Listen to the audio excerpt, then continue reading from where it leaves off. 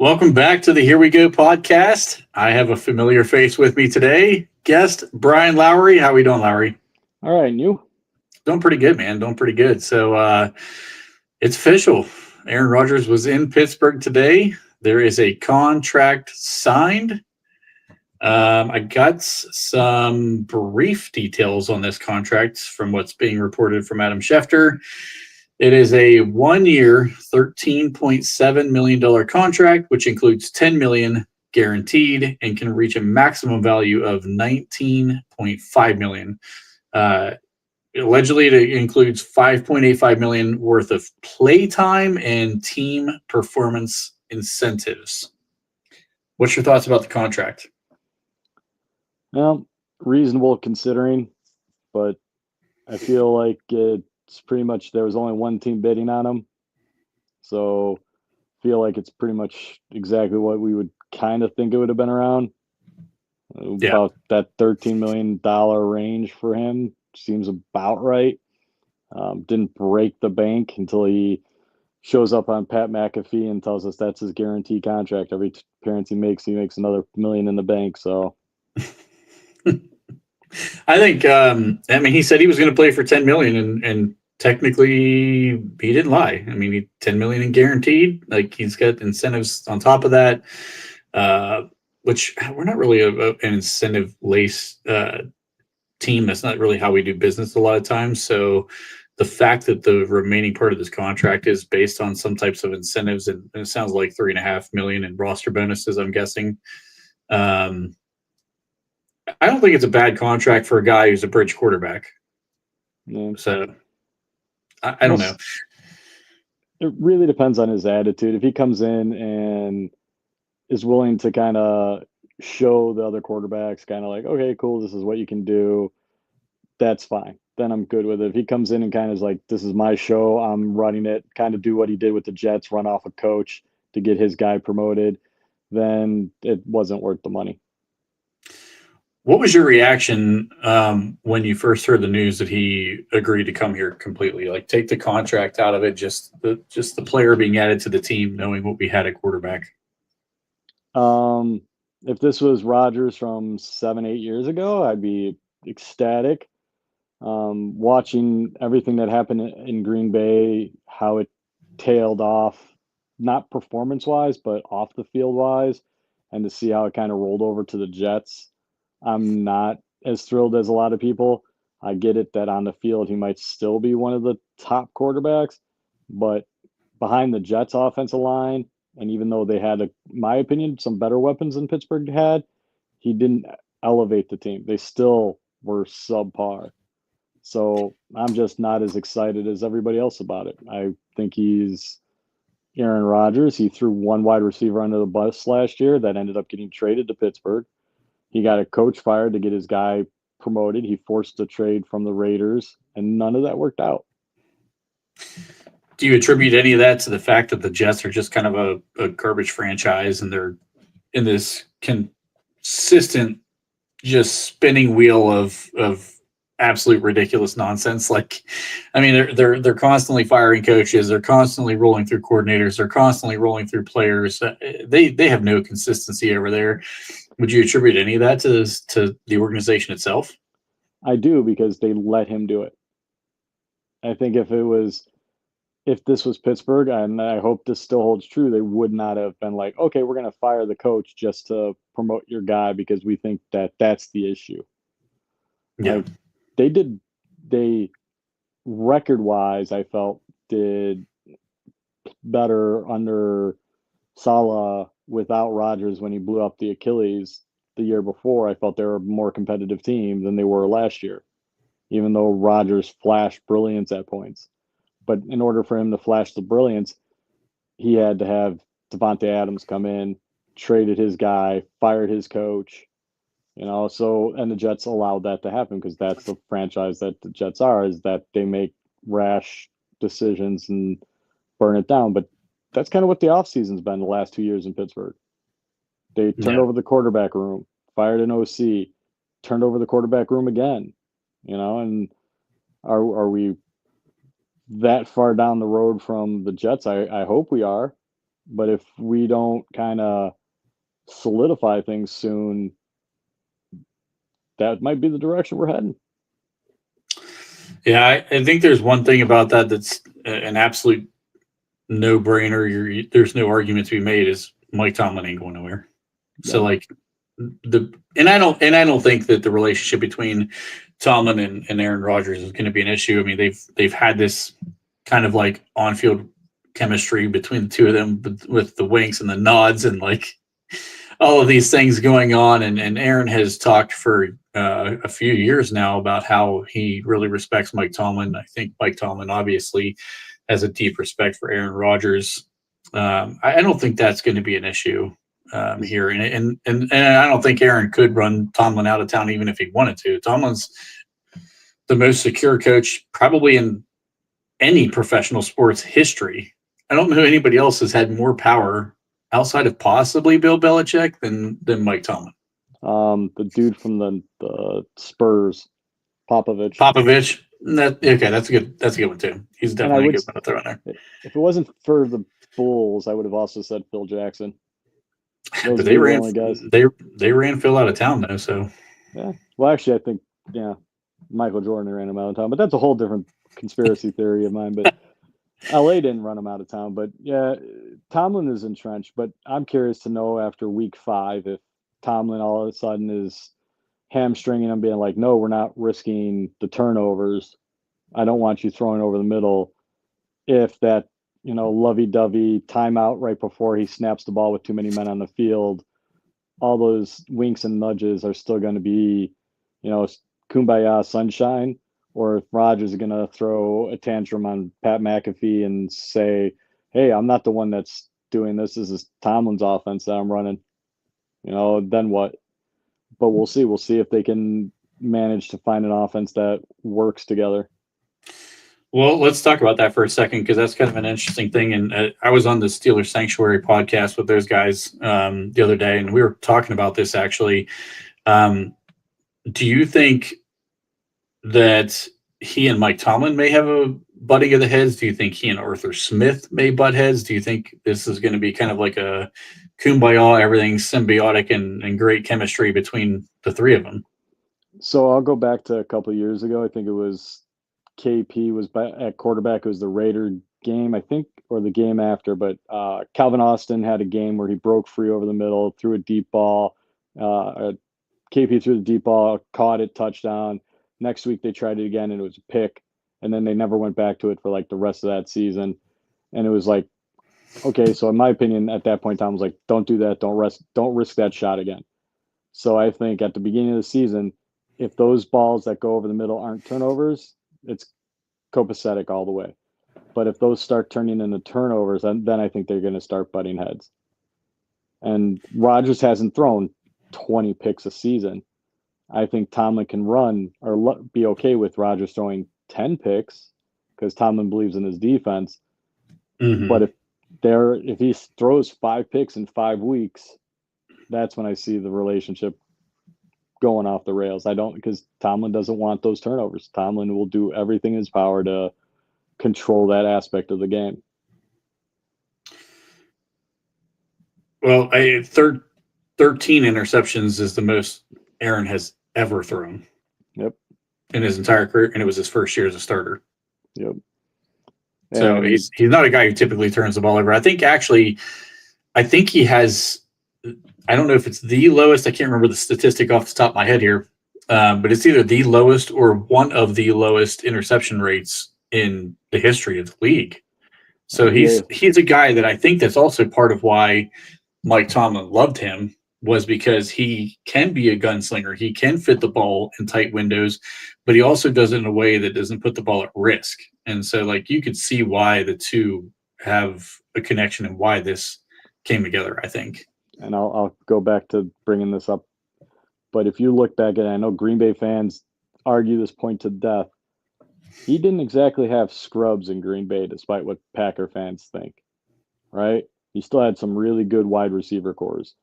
Then he went to the Jets, and he still had Garrett Wilson. Then they traded for Devontae Adams. So it wasn't like he was playing. And now he has DK, but do they actually have that other guy that's going to bail him out, like a Randall Cobb, like a Christian Watson for the last year he was there, like a Garrett Wilson? Is he going to find that guy that is going to be a safe go-to when he needs it? So that's my question: is Pittsburgh's wide receivers good enough for him to keep those turnovers down and not let him be reckless? And he's not Brett Favre. He's definitely not up in that 396 career interception range. Yeah. So, Yeah, he's definitely not there. I yeah, think he threw like 8 picks last year. So that's what I'm saying. As long as he doesn't throw those turnovers, they should be fine. But if those start happening all of a sudden out of blue, I mean, the guy's 41. He's emerging from the darkness again to come back and play. So we'll see.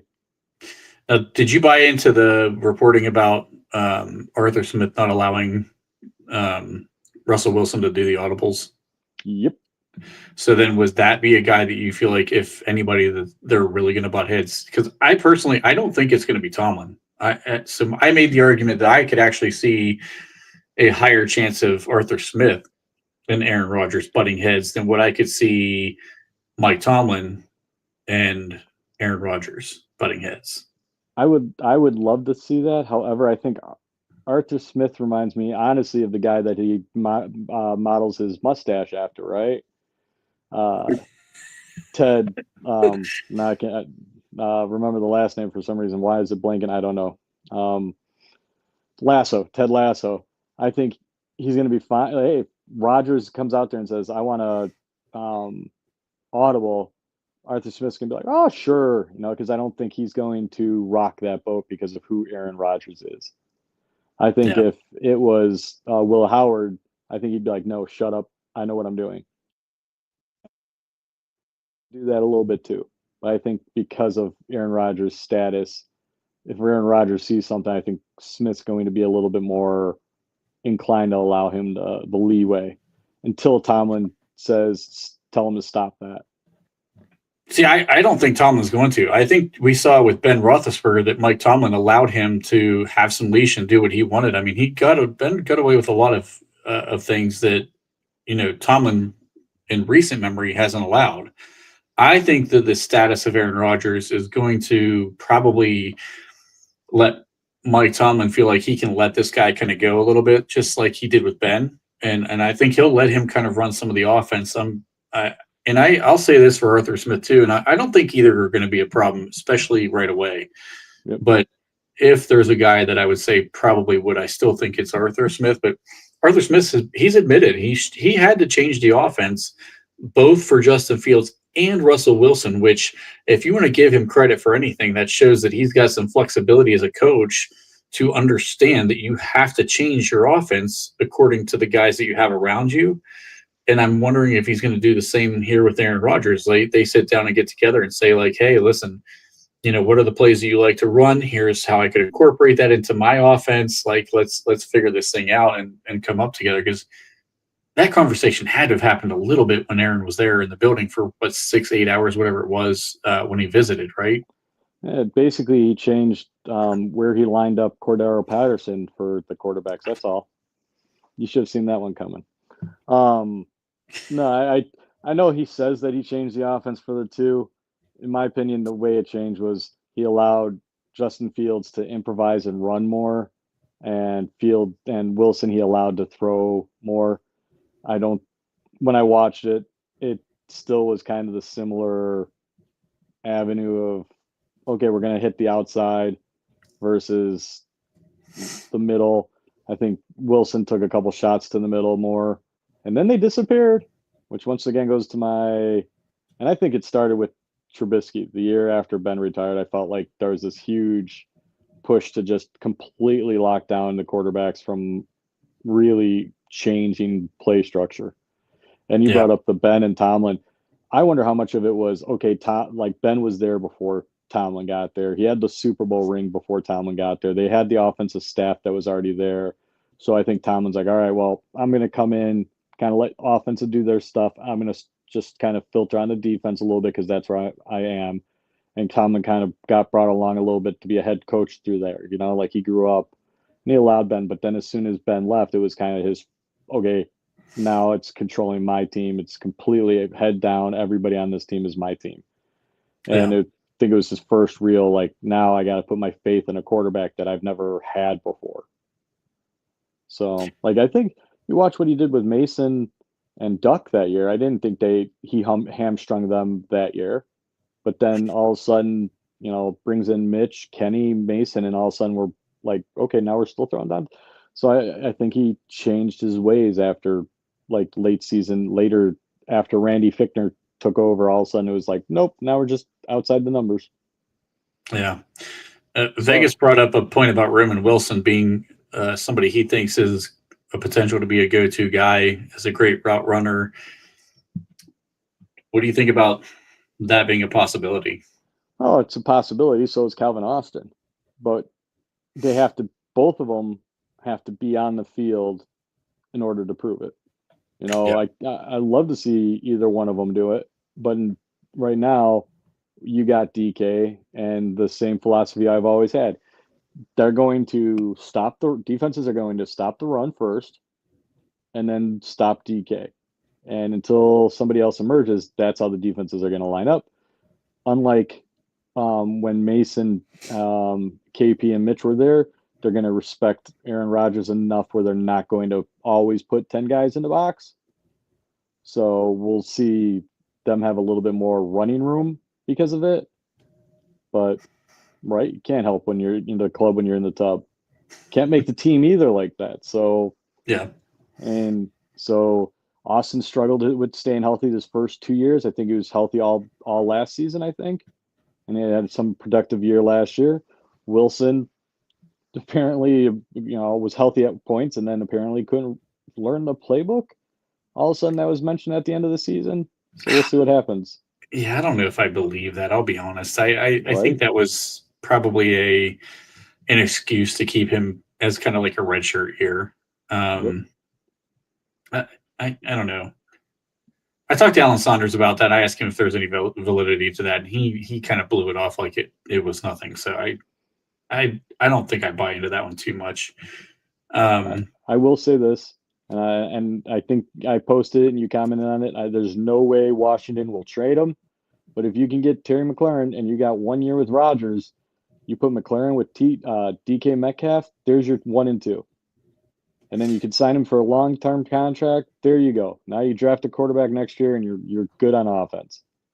Yeah, I'd be all in on getting Terry McLaurin. I think he's a guy who is a fantastic player. I get it. There's going to be the people who make the argument that he's 30 years old right now.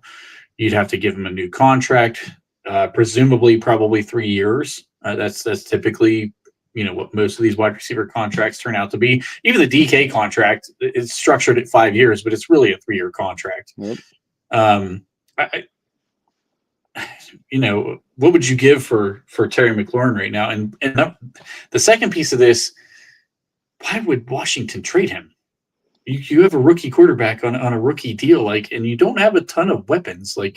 No, I don't understand the move. Like I said, I don't see Washington. That's the thing, right? I don't know why Washington wouldn't give him a contract, but I don't see Washington trading him. Yeah, but that's the thing, right? Like, what would I give up to for him? Apparently, got a plethora of third-round picks, so there you go. Have 2 third-round picks for him. And if they want a wide receiver in return, love Calvin, but right there you go. 3rd-round pick in Calvin Austin. Oh, I'd do that in a heartbeat. Yep. I would definitely do that in a heartbeat. Don't know if Washington would, but once again, I'm just saying from the Steeler perspective. Yeah, I absolutely would do that in a heartbeat. I don't think they would. I think that'd be kind of crazy to me if they would go that route. But yeah, I would do that in a heartbeat. Now that Aaron Rodgers is officially a Steeler since he signed today, how are you feeling about the offseason? Same as I was before they signed him, which is, I feel like we're duct taping a 1972 Volkswagen Bug. We're like, hey, look, we got a cool looking car. Maybe just don't pay attention to everything. Duct tape's still holding it together. Like, we just don't want to fully buy into the rebuild because they don't. no quarterback's been out there. We don't really know. I really do feel like they wanted Rodgers, and they knew he was going to become available, and they figured they were going to take their shot at him, and that's why they didn't. Despite what they wanted to do at the end of last season, I think they were going to go with Fields or Wilson. Then they heard that Rodgers was going to be available, and then I think everything changed at that moment.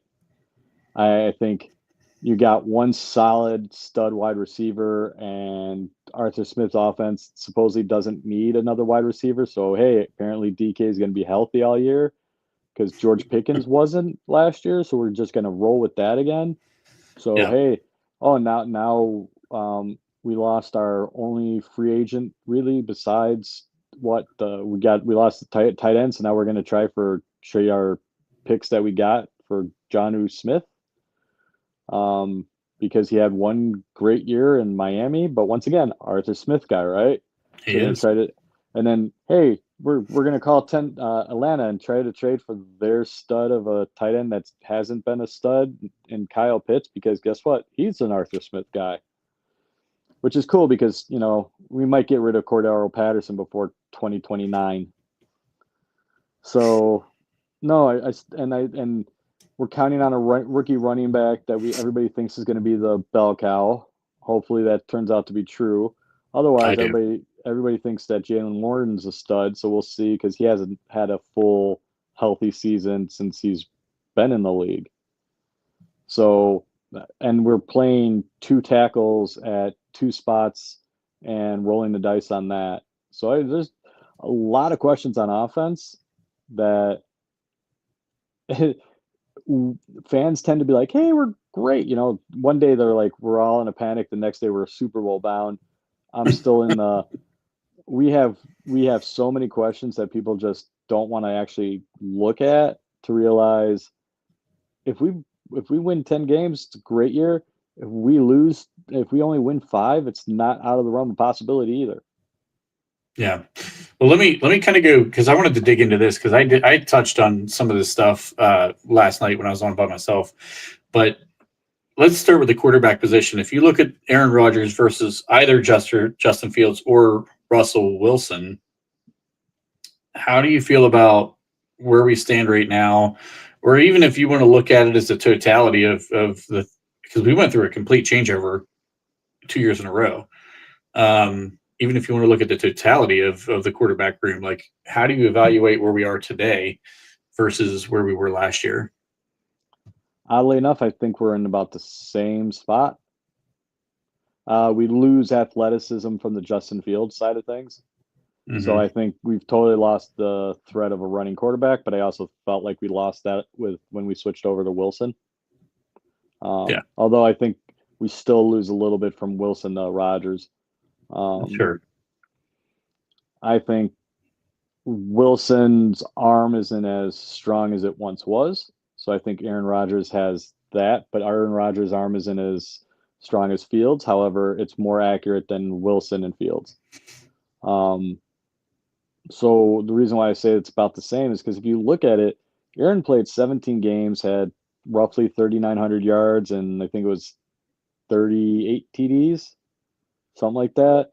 Wilson played 11 games, had 2,500 yards and 20 some TDs. So I mean, it really wasn't that far off if you think like what would Wilson have done with a full season? Probably would have gotten like 3,500 yards, maybe 26 TDs or 30 TDs. So it would have been close to it.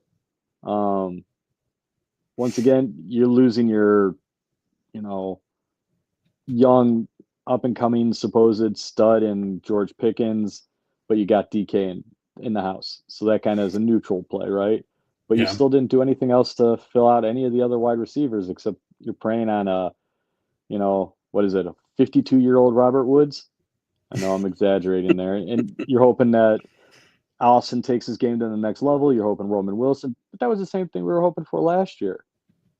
sure. And then you're hoping that your rookie tackle, who's going to be in his first year because he got hurt his rookie season, all of a sudden is able to play right tackle.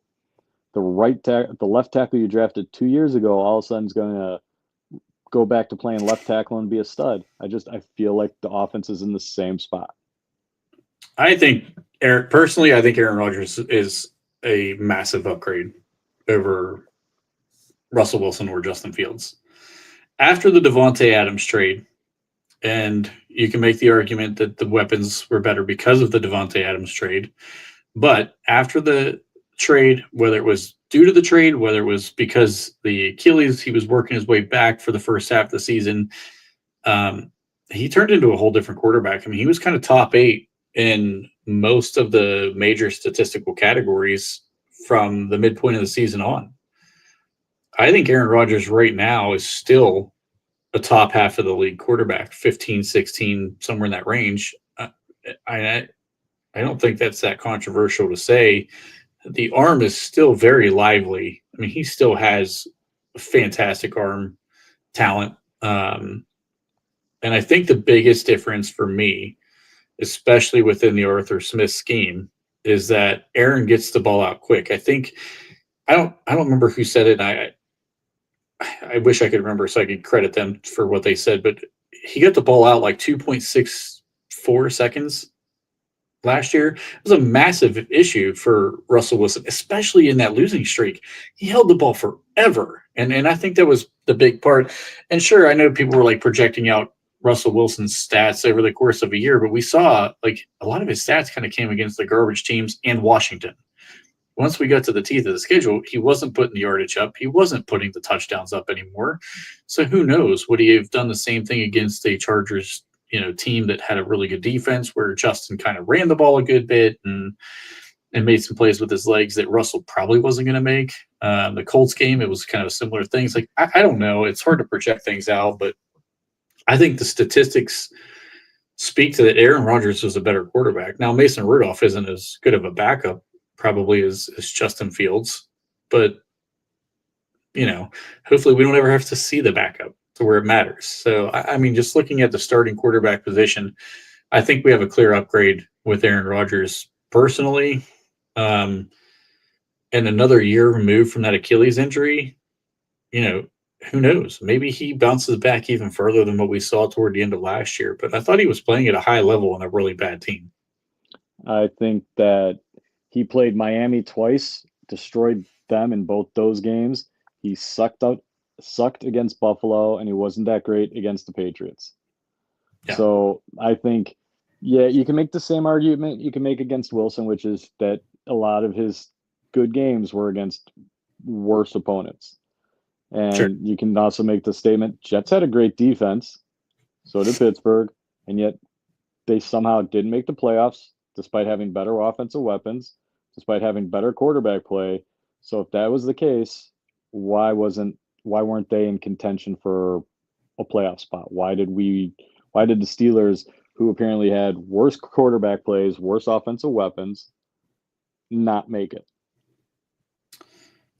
I mean, defenses were probably close to wash. I think we had a slightly better defense last year than the Jets had. I mean, the Jets probably close. I mean, they're probably close in quality, to be honest with you.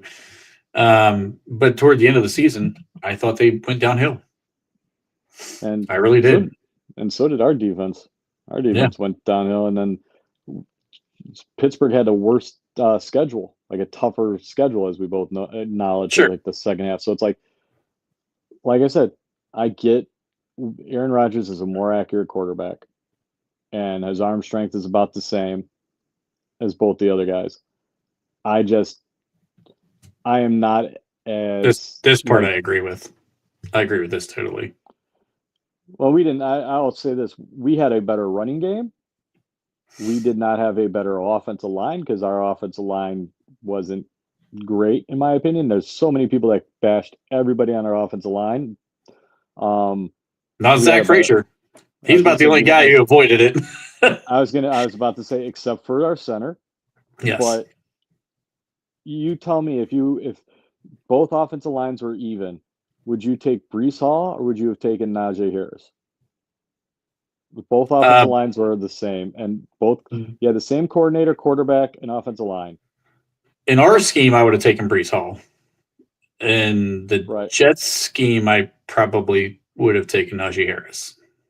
And why Oh, is they're that? kind of similar. I don't know. I think Najee got a lot of flack. Um, Najee Harris is in the right fit right now Yes. with the Chargers. He needs to be in a power run game. Yep. That's his strength. That's what he did at Alabama. That's why he was so successful there. And of course, Alabama also pumped a ton of offensive linemen into the NFL. I mean, they had a lot of high draft picks off that line, specifically that line he ran behind. But I was a little shocked they drafted Amari and Hampton, to be perfectly honest with you, out there with Najee Harris, who's such a fit for that. But they're going to want to run the ball a ton too, just like we will. And I think that, I mean, I really like Brees Hall. I think he's an underrated back in this league. Yep. But to be perfectly honest with you, if you want to talk about a fit for the Steelers, I think we got him. I'm really, really high on Caleb Johnson. Well, Massively high. The only reason why I was bringing it up is last year, because I think Brees Hall was considered a top end back until last year, when all of a sudden Aaron Rodgers was playing, and all of a sudden Brees Hall was running back by committee and was taken out on the goal line. I mean, he had games where he looked really good, and then all of a sudden was taken out for some apparent reason. I think that's So that OC though. Do you not think that's part of like what the issues were in that organization? whose OC was it? I mean, I get it, but he shouldn't have been there. That's the Jets' fault for allowing Aaron Rodgers to do what he did. That's why my concern with Rodgers is that dude got the Denver coaching job because they thought he was going to bring Aaron Rodgers with. Yeah. And he ended up, then going to the Jets to be Aaron Rodgers' OC. And then that got Saleh fired because then he got the coach because of it. So, I mean, that dude was probably the biggest luck of the draw because of Rodgers, right? So I agree with you. I think that was a lot of it was on the OC. But that's, he catered to what Rodgers did. Yeah. So, I do get worried, and I don't see the upgrade as big as everybody else. I think it is an upgrade, but I just don't see it as this massive upgrade that all of a sudden we're going to sit back and be like, dude, we are now top echelon offense. I think we'll be the same offense that we've seen last year. What about some other positions within the team? Let's go with another big name free agent, Darius Slay, being a corner. Do you see him as an upgrade? Because he's kind of been a little bit of a controversial conversation that I've had with some people too. I think he's an upgrade. He's not the guy that I would have gone after, just because I want to be a rebuild team. So I want younger guys. So signing him didn't move the needle for me in that aspect. Like, I want somebody who we could sign long term, not somebody who's going to be here for 1 year and gone. Like, if we were running for the Super Bowl, then I would have been ecstatic for it. Yeah. I'm hoping that he comes in, helps JPJ learn how to keep some of the handsiness to himself. He's a good player. He's definitely an upgrade on the outside over what we've had. But it's kind of like, what is it? Not TJ Ward. Why am I blanking on his name? Charvarius Ward? No, the guy, what's his name that we got from Cleveland? Oh, Thornhill. No, this was 4 years ago, the corner. Picked off Tom Brady. The corner from Cleveland? Yeah, Cleveland drafted him. Joe Hayden, thank you. Oh, He okay. reminds me of the Joe Hayden signing, which is, it's a good signing, but he can really show his age really quick, possibly, and that's what concerns me. Like, if all of a sudden everybody decides they're going to stop throwing at JPJ and they're going to try to see what Slay has left in his tank, and all of a sudden he doesn't have that, then how much trouble will we be in? So it really depends on what he's got in his tank. Yeah, I think, Slay played like a top 20 corner last year. I really like the move, and I'm okay with it being a 1 year thing because we didn't draft a corner. I mean, if you want to consider the kid in the 7th round, but is really there for return purposes, that's fine. But, what's his name? Kent. I think he's a clear upgrade. And I think the part of the Slay signing that I did like, and I thought there were other guys they could have gone after. He wasn't my first choice, but he was right there with the best of them in free agency for a 1 year rental. he's going to give this defense the flexibility to play Joey Porter Jr. style. And it's going to give you a real look at JPJ as a real player, and you'll know exactly who he is because they can play more man to man. Dante Jackson could not play man press coverage last year. A lot of people talk about the interceptions that he had, and that's great. They all came out of zone coverage, and most of them fell into his hands because he turned around and he happened to be at the right place at the right time. He wasn't making a play on the ball. He wasn't going over top of a receiver and going to get in the ball like it. He was standing flat-footed and the ball fell in his hands. That's every one of them. Every one of them were like that. So I do think that one's an upgrade. Here was one that I thought was probably the most disappointing, and I'll get your opinion on this one. What about this wasn't necessarily a move in our favor, but Atlanta Roberts letting him walk, keeping Cole Holcomb on the roster. What did you think about that one? I thought they could have kept both. I don't know why. Would you have kept both? Yeah. I said that before the offseason hit, that I would have signed Roberts because I think he was worth it. And I think Holcomb would have been more inclined, and he did redo his deal because there was nowhere else for him to go. Like, he still was coming back from an injury, so he would have taken a 1-year type of deal, re-signed it to allow himself to show what he still had. So I think you could have made that deal and kept both of them. But they let Roberts go because they knew they weren't planning to use him as much. They were planning on doing Wilson. And so I think they must have something up their sleeve with Holcomb. Like, they must think that he's able to play a full-time role, which I'd be surprised if he did right out the gate still. But that's where I thought, okay, you'd have 4 great inside linebackers. You still have your top 3, and then you'd see what Holcomb had by the end of preseason. And you'd sign him to the vet minimum type deal. And if he wasn't able to participate up to 100% by the end of preseason, you'd be able to cut him. See, I'd have cut him from the beginning. I just think he's too similar to what Patrick Queen and Peyton Wilson do for my liking. Like, I would have cut him and I would have kept Atlanta Roberts, because in the games where and let's be honest, you somewhat have to construct your roster to play against the teams within your division. I mean, who is going to be the guy who takes on the run the way that Atlanta Roberts does against Baltimore? I mean, when Derrick Henry's coming downhill, Derrick Henry's bigger than both Patrick Queen and Peyton Wilson. That's what Roberts brought to the table. He was the hard-hitting, thumping guy who could blow up run plays. Holcomb is very similar to the other two, only he's not as good. I think Holcomb is more similar to Roberts than he is the other two, but because he got the knee injury, that's because I remember my criticism of Holcomb was that he wasn't able to do the stuff that Queen was able to do. That being said, like I said, I wouldn't have kept Holcomb if he was on the deal that he originally signed, but he redid his deal. So if he was going to take less money to stay, then I would keep him and Roberts. My thinking is I would not have let Roberts go. That would have been my number one of the two moves. First, I keep Roberts, then I renegotiate with Holcomb. Then if he renegotiates, cool, I keep Holcomb. If not, then I let him go. But I wouldn't have let Roberts go unless he came to me and saying, well, I want to leave because I want starter time and starter money, and you guys aren't paying me. That's the only way I would have let him go, is if he wanted to be let go. Yeah, that was a tough one for me. I didn't like that move at all personally, but that was a tough one. What about I think this one's probably, I know your answer on this one, but what about the Larry O gets the walk? We bring in Derek Carman in the first round.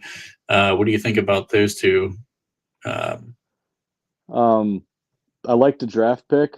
Letting Larry O leave doesn't do much for me. Like, it's like, okay, cool. I would have been okay if he stayed, but leaving also I'm okay with. It's one of those, like, he didn't do much either way in my head. Like, he made a couple plays here and there, just not enough where it's like, oh my God, I was so disappointed he left. And he didn't anger me enough where I'd be like, oh my God, I can't believe he's still on the team, kind of like I am with the Arthur Smith guy. Um, so I get that move. I'm perfectly fine with it. I'm perfectly fine with the Harmon pick. I don't know. I have to go back and look at that because I'm glad it wasn't Sanders for the pick. I don't Yeah. think I could have Oh, yeah. handled that drama. Um, and my corner that I liked was already off the board, so that helped. So I didn't have to sit there and try to argue with people about that pick. Yeah, you were a Jade Barron guy. Yep. So now it's just a matter of getting him out there to produce.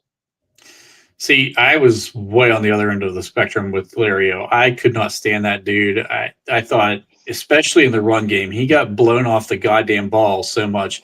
And I've made this argument. So, like, everybody's really hard on Patrick Queen. There were some people that were a little hard on Peyton Wilson, especially in the run game. But listen, I think that the way that our defense is constructed is you need those guys up front to hold their ground. Benton got blown off the ball a lot in the run game.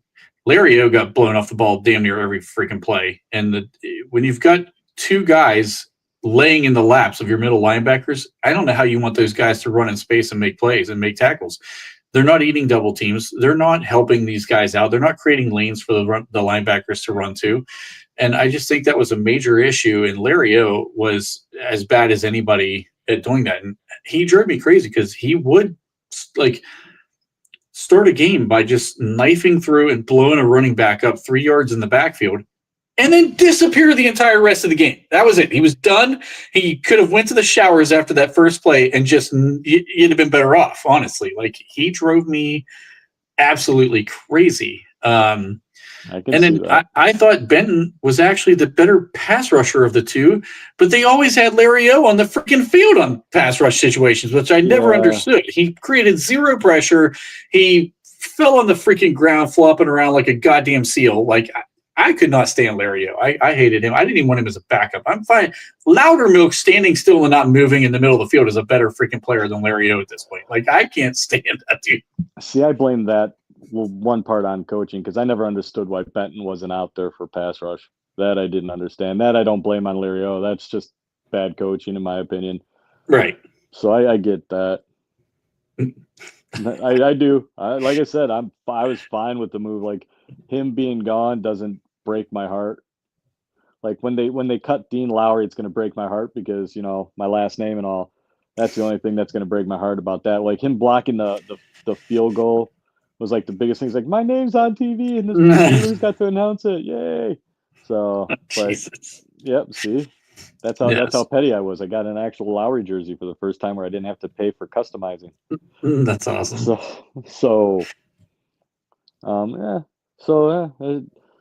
I have no problem with the line move because we needed it.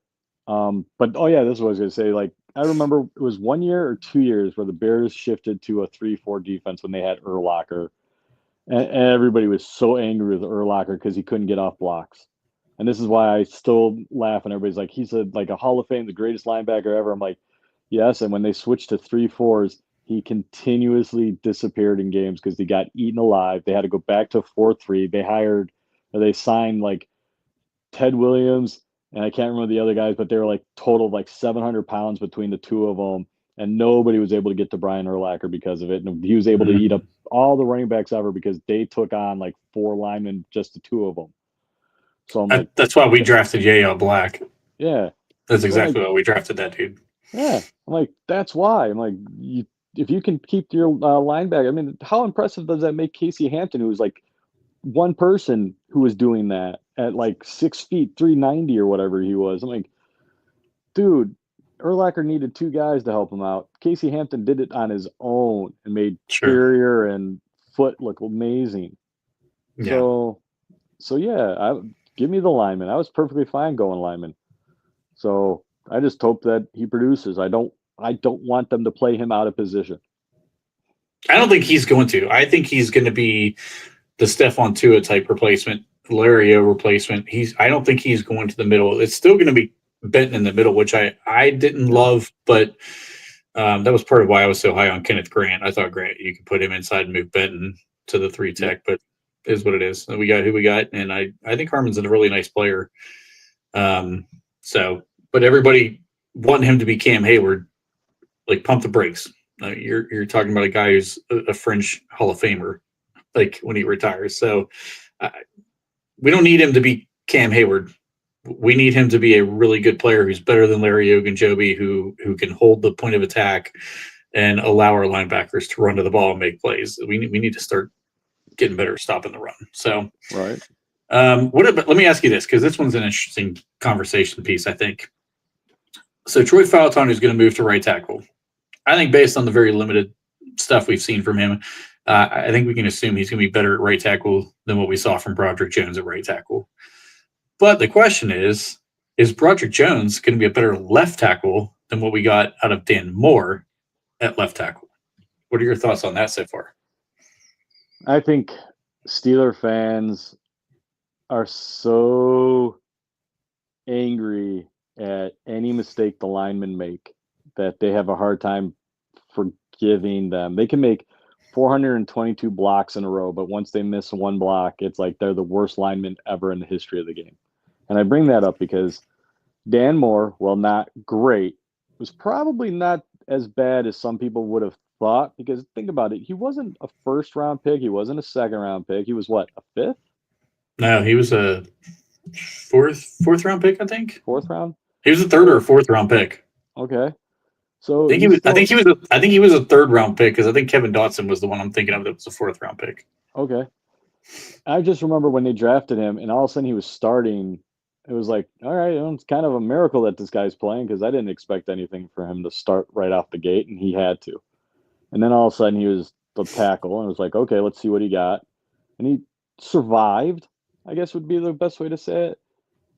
I wanted somebody better than him playing, but it wasn't like he was the worst tackle in the league like some Steeler fans said.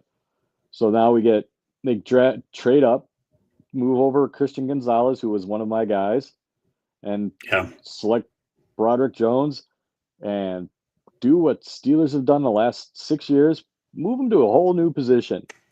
And then he sucks. And then Steeler fans are like, oh my God, this guy sucks. Yeah. And now it's like, okay, now we're going to move him back to his natural position. And now if he's rough there, they're going to be like, oh my God, this guy sucks. It's like, okay, well, remember, he's now played 2 years at right tackle, and now he has to go back and retrain himself at the left tackle. So I think it's going to be rough out the gate, and I hope he settles in. And he needs to be better than Dan Moore. Not that I hope he's better. He needs to be better than Dan Moore, or I'm just going to continuously bash everybody who sits there and screams, Omar Khan is better than Kevin Colbert. Look at all these great draft picks and moves he's made, because he let Christian Gonzalez go for a guy that is now a swing tackle. You don't draft swing tackles in the first round.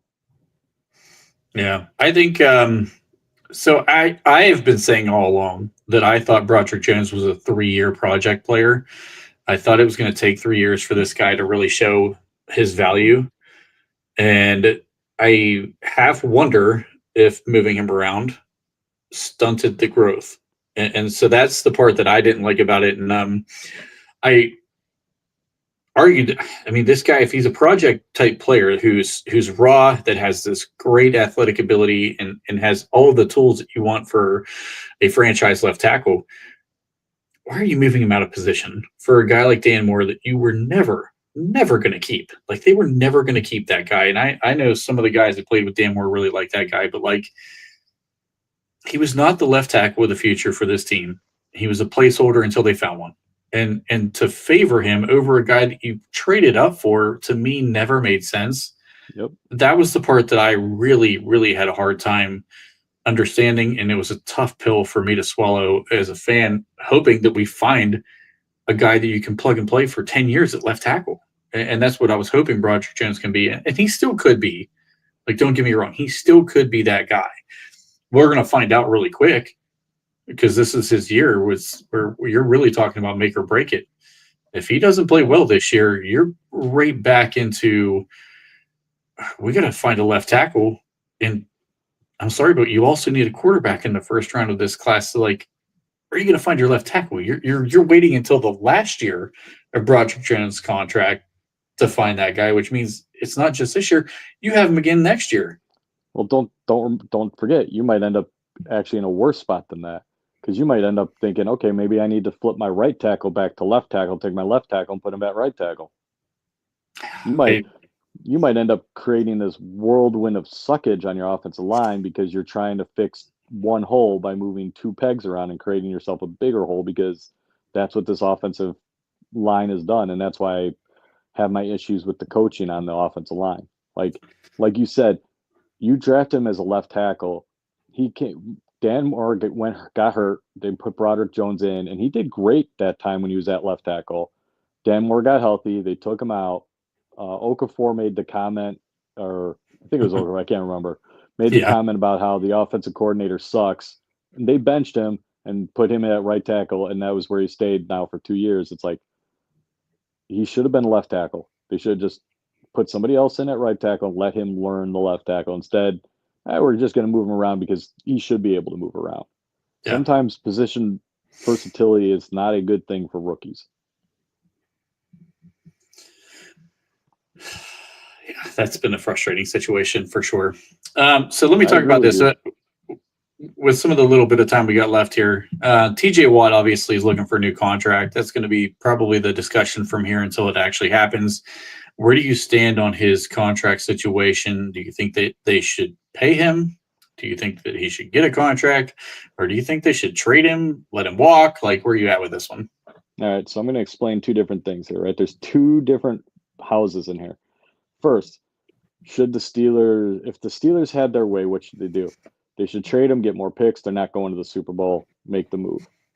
But outside of a good trade coming in, like say somebody offers 2 first-round picks, you make that deal. But let's say there's no trade on the market. You sign him for a long-term contract. And the reason why is because you get him now, and if something doesn't go right during the season, you can always move him at a trade deadline. You can always trade him again next year.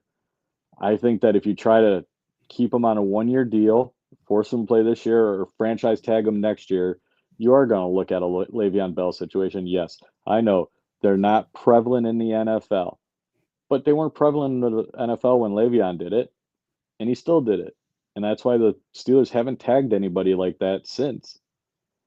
One, there's no talent on this roster that's going to hit the free agent market that they're going to be like, oh, we need to pay this guy a huge sum of money after TJ. I can't think of anybody on this team that I would sit there and say, okay, I need to break the bank for. So while you're dealing with a rookie quarterback, while you're dealing with rookies all over your roster, and you're signing vets to 1-year deals, okay, sign him to a 3-year deal and deal with the caps going up. Why not? He'd still be valuable enough to trade if you wanted to. I just think that by doing 1 year in franchise deals, it's not going to pay out for the team, and I think it still puts the leverage into TJ being like, hey, if I want to not play, then I'm done. I'm good. I've made my money. We're clearly not a Super Bowl team, so what do I get if I end up playing again for 1 year with no guarantees? Yeah, first of all, the franchise tag thing is the most asinine thing, and I know Mark Madden was the guy who kind of floated that thing out there. I went into a whole freaking Twitter feud with him back and forth for like 2.5 hours over this. Like, there's a 0% chance the team is going to offer a franchise tag, first of all, and there's a less chance that TJ Watt's ever going to sign a goddamn franchise tag. Like, this is the best edge rusher in the NFL right now, and there's no chance he's going to sign a franchise tag. Why would he even do that? There's no way. It would be so far below his market value, which the Browns set the market. Whether we like the market value or not, the Browns set the market, and TJ Watt is going to get the market. So the question becomes, do you feel like he deserves that market price or not? For me personally, I think it's yes. I think he's worth every bit of $40 million because I don't care what the sack totals were last year. I feel like the coaching staff, again, a lot of what I go back to becomes coaching issues. They let him basically just hang out to dry most of last year with what they did with him. You knew he was getting chipped every single play. You knew he was getting double teamed a lot of the times, and you didn't do anything to help him out. You just said, oh, okay, well, if he's getting all this attention, then we're going to let these other 3 guys go win their battles. The problem was they weren't winning at a high enough clip to get the double team off TJ Watt. So, like, maybe blitz. send an extra guy, like make the double team go away. I don't know. I'm not a football genius, but I would think maybe just get the hell away from the double teams. But that's not here nor there. Even if you look at that, the guy still made play after play after play. Forced fumbles, led the league. Fumble recoveries, led the league. He still made impact plays in the run game. I mean, he's worth the money. I think he's a guy that we should pay. And like you mentioned, you're going to draft a quarterback next year on a rookie contract. We're probably not going to be drafting inside the top 10 where the rookie contract's going to be massive. We're probably going to be picking around 10 to 15 range, even if we have to trade up. So that contract's not going to be massive. Like, pay the guy that you need. He's an edge rusher. And I think it really boils down to, for a lot of fans, like, where do you think the team's at? Do you think we're a year away? Do you think we're 2 years away? Do you think, I don't think we're that far off personally. You get the right quarterback in here and add another piece or two, and I think that you have something where you can compete and contend. I personally, I said I think the Aaron Rodgers signing makes us a team that can and probably should win a playoff game. There's still moves that need to be made, but I think we should win a playoff game this year. I think it's a stretch for me to say that we can win a playoff game this year, just because I'm still not a big fan of the offensive coordinator nor the system. So we'll see what Aaron does. I think we're still 3 years away from saying we can compete with the big boys for the Super Bowl. And that's why I'm saying that I would personally be perfectly fine making the deal to say, okay, I'll trade TJ. And that's why I get everybody saying trade TJ. I just don't get this, oh, let's franchise him because it's only $25 million. It's like, yes, it's only $25 million. But that's why he's not going to sign it. Yeah. Do you really like he's going to leave $15 million on the table? Really? Come on, guys. And everybody's like, well, all these other players, nobody ever doesn't sign their franchise tag. Yeah, because most of those guys that get the franchise tag are probably like 25, 26 years old, going for their second contract, and still have their whole career. If I'm on a team that's not going anywhere and you franchise tag me and it's, 20 million less than Garrett, probably going to be 20 million less than the dude from Dallas. Micah Parsons. Oh, he's going to get the bag. Yeah. So now you're telling me I'm not worth those guys, and there's probably 2 or 3 other guys that are going to be up in that area. So now you're telling me I'm not even worth those guys. Plus, you want me to play for a team that isn't going to win a playoff game? Then why should I come here? Like, I get signing that franchise tag if he's like, okay, well, we're still in the midst of a Super Bowl team, so I guess I'll sign it and see what my deal looks like afterwards. No, there's no incentive. There is no incentive for him to sign the franchise tag. Zero. So I don't see a world where he would ever do that. And I don't even see a world. And this is something that I brought up too. And I think this is a little bit aside from, if you try to franchise tag TJ Watt as an organization, not even just TJ signing or not signing, take that out of the picture. What does that say to every star who's going to come up in your system? What does that say for every free agent looking to come here? It's basically saying, we're never going to pay you. We don't care what you do for this franchise. We don't care what you do for this organization. This dude should have 3 Defensive Player of the Year awards, and he's been robbed twice.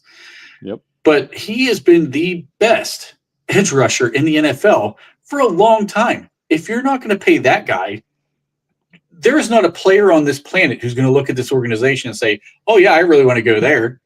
They don't take care of their own. And remember Bell's deal, too. That franchise tag was closer to the top of to the running back market, right? Like, he wasn't holding out because that franchise tag was so below the market value. He was holding out because he wanted to reset the market, not just get paid what his value was. He wanted to reset the market. He wanted wide receiver money on top of that. If you remember, he was asking for wide receiver money. That was totally different. And the Steelers were willing to pay him top running back money. We're not dealing with that case. Watt just wants top edge money. He wants to be paid like a top edge rusher. And it's because of the CBA lumping all these guys in at one position that the value is so low. So, no, they're not going to franchise tag him because it's not in their best interest. It's not in TJ's best interest. So I think it's long-term deal or a trade. And I am fine with either one of those as long as, they get something done either way. Yeah. I, I think the only difference we have is where we view the roster and where this team's headed at this point. You have us a little further out than I do. Well, that's because of the coaching staff. I don't have the pictures that Cordero Patterson has on Arthur Smith, so I don't view that as I just I just want to see something more than the same old on the offense. Now that we got Rodgers, I do not want, oh, you only need one wide receiver. I want to see them use multiple wide receivers. I see the St. Louis offense. I see what San Francisco does. I see what the Bills do. And it's like, okay, and here we are, like we're running the 1948 Bears offense out there. I'll tell you how I feel like the offseason is going to play out. I think they do want another receiver. I mean, you brought up the Jonnu Smith stuff and the Kyle Pitts conversations that have been had and the phone calls that are being made to talk about possible trades there. You can see that they want to add another weapon to the offense. I think a couple things are happening right now. I think number one is they do want to see Roman Wilson. They want to. I think they think he can be an outside receiver. I think he's a year away from that, considering I don't even think he played Z receiver in high school. Like, I could be wrong on that, but I think the stuff that I've read and that I've heard about, that he's never even been a Z in high school. He was always a slot guy. That'd be a really tough transition to throw him on the outside and say, hey, we need you to learn this position and play right now, because everybody thinks that this is Madden and you can just move guys around and they can just pick it up and run with it. It's totally different being on the outside than in the slot. I mean, you're in press man coverage at times, and you're going to get some of these bigger corners. Like, is he going to be able to fight through contact? I don't know. I think he's a year away from learning that position, but I think the team wants to give him a look there to know what they need to give up to go get somebody if that's the case. And another couple things that I think, you've got teams like Green Bay gets brought up a ton, right? Because they have a pretty loaded wide receiver room. Yeah, they do. Guys like Dontavian Wicks get brought up a lot. Romeo Dobbs gets brought up a lot. I brought up yesterday, I actually would make a phone call, even though he's hurt. I don't care if he's hurt right now. I would make a phone call and ask about Christian Watson. How do they feel about him? He has missed a lot of time there, but he and Aaron Rodgers had a ton of chemistry his rookie season, and they really had some pretty explosive games together. I think I would make a call about him, because if you're going to take a swing at this thing and actually try to win this year, why settle for the guy that gets cut or the guy who's about to get cut, or they just want to get some compensation for somebody because they know they're going to cut a good guy who could play. I'd be calling about Christian Watson, or, the Colts. That's going to be another team. If AD Mitchell takes a step forward, then a guy like Alec Pierce might be on the outside looking in. Are they looking to see how that thing shakes out for them? That could take some time. The Patriots have some guys that they could be looking at who may not move the needle a ton for us as a fan base, but like still probably better players than what we have with, right now it's Robert Woods. Mm-hmm. So I don't know. I think this thing's going to take a little bit longer for this wide receiver picture to really take shape than what we as fans want to sit and watch. But I think it's probably what the team's looking to do. What do you think about that?